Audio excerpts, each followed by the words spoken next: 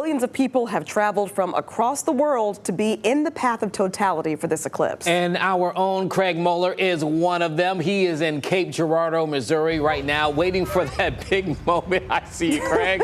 Craig, how are the crowds? I know you're there with your family. What's the energy like today?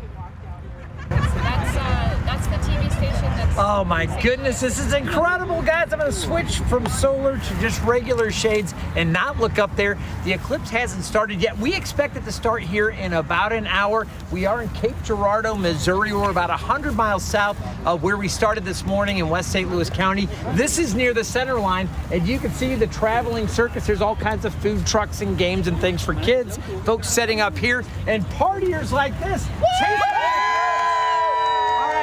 Real quick, okay, some of these folks, who's here from St. Louis or the St. Louis vicinity? Who here's from out of state? All right, where are you from? South Dakota. South Dakota. Kentucky. Kentucky. All right, so we got some other folks. Where are you from? Wisconsin.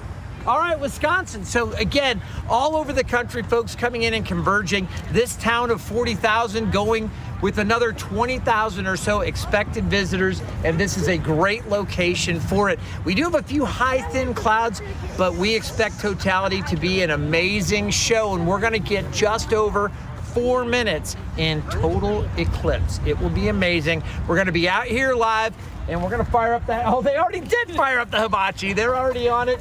We're gonna have a great time this afternoon. We'll have more a little later in the show.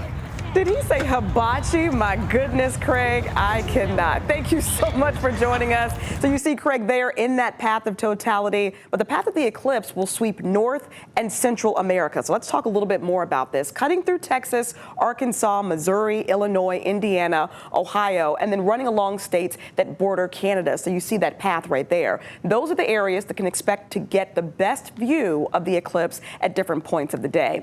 So what should we expect here in Hampton Roads? Well, 13 News Now Chief Meteorologist Tim Pandages says we'll only see a partial eclipse of the sun in Virginia. We'll only see, I should say, about 82% of the sun covered by the moon across the Commonwealth.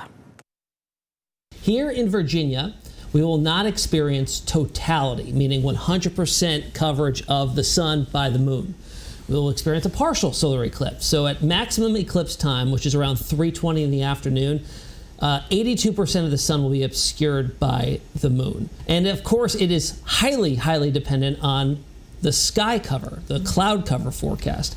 Climatologically, going back 30 years, we have 50-50 odds of having a clear sky or favorable viewing conditions at eclipse time. As we get closer, of course, we'll have more in-depth accuracy on the forecast, but right now, 50-50 odds.